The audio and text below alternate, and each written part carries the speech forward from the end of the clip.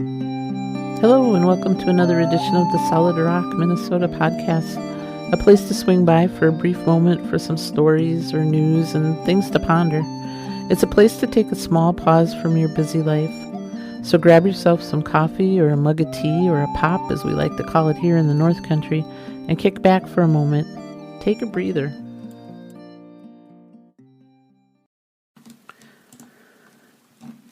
We have 3 dogs that live with us. All have very distinct personalities and habits.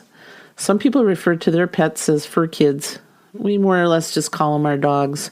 But deep down, each one has captured our hearts in their own unique and special way over the years. I like to work with dogs and train them to have jobs around the house, a way for them to feel needed and a way for us to think that they're kind of earning their keep. Each dog has a job around us, and they've been pretty reliable in fulfilling their duties. For Zoe, our 5-year-old lab, it's to help pick up the house every day. Being a retriever, it's been pretty easy to have her fetch stuff off the floor. Each morning, she'll gather up the dog dishes after the 3 of them eat.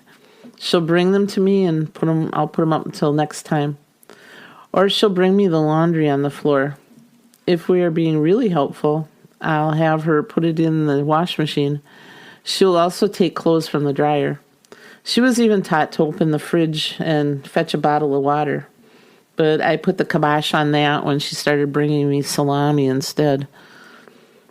Max is our 3-year-old lab poodle cross, a labradoodle, an expensive name for a mixed breed mutt in the designer dog world.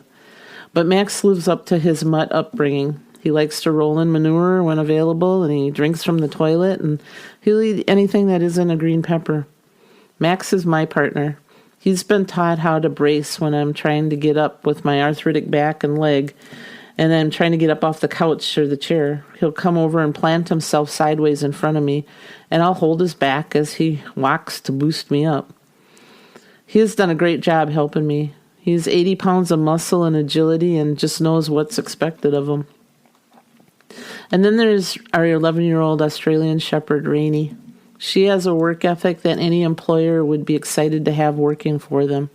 I trained her with the help of some professional trainers giving me tips to be a hearing dog for my best half. She was trained to alert him to people calling his name by slapping his left thigh with her paw. This would alert him to say, "Show me," which would put her in a trot back to whomever was calling for him. She would go and sit by that person. This has always come in handy when I'm at the opposite side of the house needing assistance. I could use a bullhorn and yell through it and would never get a response. But just a slapping paw on his leg and my best half comes running to see what's up. One time when Rainey was being a little too rambunctious in the house, I decided to have her work off some of her energy and put her through her paces. I told her to get David, which was the cue to go slap his thigh. The moment I said it, she bolted to the family room, hopped over this 5-foot love seat that was kind of dividing the room. Remembering she wasn't allowed on the furniture in midair, she twirled and turned her body so she landed on the floor right next to his left leg. The look of horror on his face as she was flying through the air and he was taking a sip of coffee is priceless. She gave him a hearty swat with her paw, and he asked her to show me, and off she ran, hopping once again over the love seat and into the room where I was. She did a sliding sit in front of me and waited until he got to me. Like I said, there are many employers who would give a fortune to have such an enthusiastic employee. Over the past 10 years, Rainey has been by my best half's side out in public when I wasn't with him. She'd alert him to cars coming up behind him in parking lots, and she's saved that guy's bacon many times over.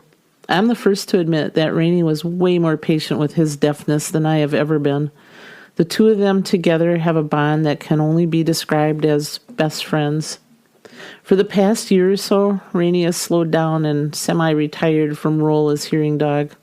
She's happy to sleep 23 out of 24 hours of the day as she has aged. We learned a while ago that Rainey had a tumor that was growing fast, and now it's about the size of a basketball. It's consuming about half of her body. While it wasn't bothering her much before, lately it's starting to affect her breathing and ability to be comfortable. The tumor is also pressing on nerves on her leg, and so she started to struggle with walking. The other day, Rainy's human came home from work and sat down at the kitchen table. As usual, Rainy came over for her usual scruff and then went to lay down near his feet. After a few seconds of silence, he said he thought it was time to put Rainy down before she's suffering too much. He didn't want her last days to be gasping for air or in severe pain. So he called the vet and scheduled a time she would come out in a few days and put our little Rainy down. What could I say? He was right in the decision, but still it sucked having to make that decision. Wednesday morning came and the vet called to say she was on her way and would be there in 15 minutes. We both went outside with Rainy and sat on the steps with her between us.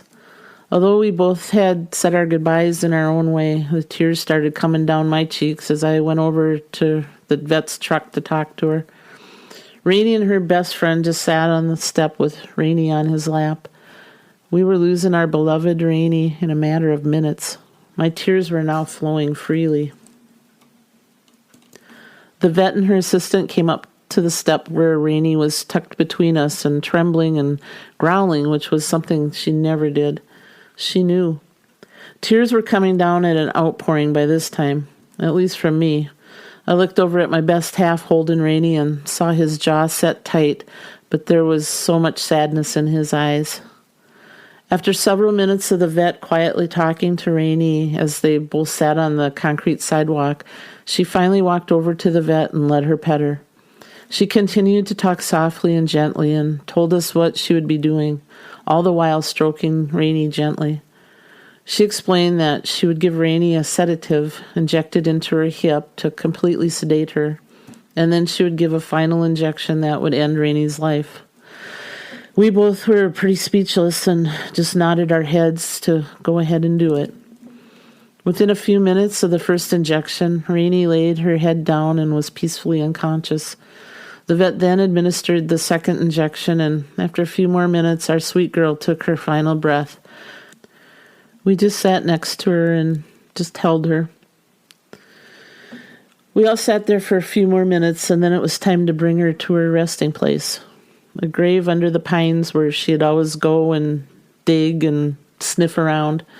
It was morning, and the sun shined down on that site. The vet and her assistant offered to help carry Rainy to her grave, and we let them, as both of us were needing that support at the moment. They helped us lay her gently in the ground and were willing to help bury her, but we knew we had to do that ourselves, if nothing else, just to put closure on everything. After hugs and condolences from the vet, she got in her truck and they drove off down the driveway. For a few minutes, we just stood there in silence and were in our own thoughts. We then covered Rainy's grave and went inside. Once inside, Rainy's best friend sat down and finally let out his grief and sadness, and he cried. He had had 10 years of Rainy close by his side, alerting him to cars coming up behind him and leaping and bounding over furniture when I called for him at the other end of the house, and evenings lately where she spent lying next to his feet or with her head on his lap. Rainy had taken her job as hearing dog seriously up until her last breath. She did her job faithfully and was a loyal best friend to all of us, but especially for the one who needed her ears and wet nose to help him through a loud world. Run free, swim, and wait for us until we meet again, old girl.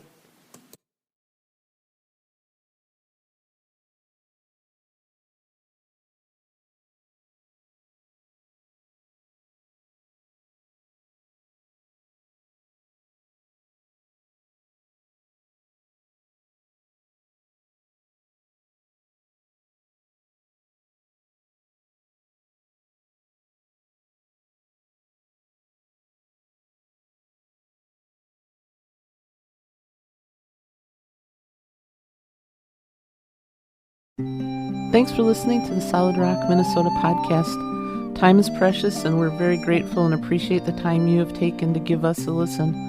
If you'd like more information about Solid Rock, Minnesota, or you'd like to hear some of our other podcasts, you can find them, along with our blog and Monday morning music, at our website, www.solidrockminnesota.com. You can also contact us there if you'd like your free Solid Rock, Minnesota bumper sticker. Just message us a place to send it and we'll pop it in the mail. Until next time, may you be filled with life, love, laughter, family, and friends, people who truly know you. Many blessings.